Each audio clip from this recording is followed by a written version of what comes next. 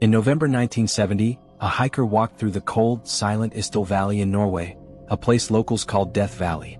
What he found would become one of Europe's most disturbing unsolved mysteries. A woman's body lay burned beyond recognition, surrounded by scorched rocks, as if death itself had followed her into the forest. The woman had no identification. Her fingerprints had been deliberately erased. Her clothes had all labels cut out. Nearby were sleeping pills, an empty bottle, and traces of gasoline.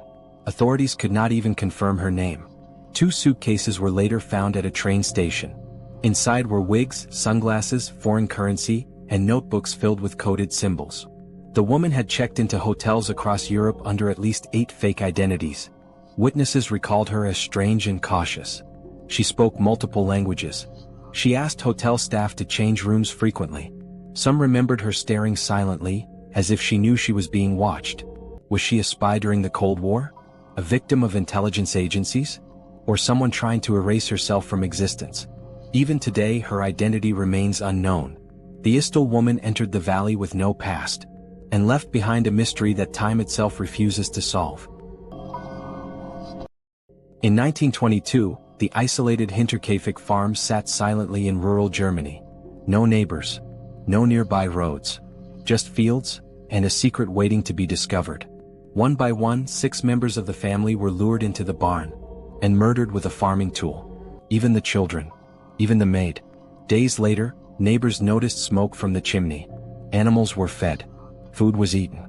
Someone was living in the house, after the family was already dead. Footsteps were found leading toward the house, but none leading away. The killer vanished without a trace. Multiple suspects were questioned. None were charged.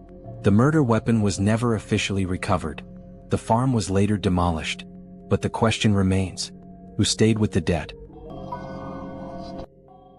In early 19th century Tennessee, the Bell family lived peacefully, until something unseen arrived. Strange sounds echoed through the house.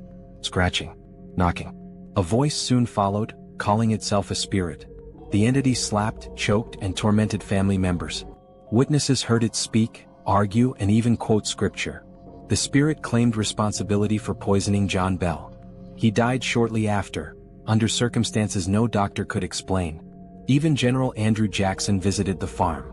His men reportedly fled in terror after their equipment failed and voices mocked them. The Bell Witch vanished, but promised to return.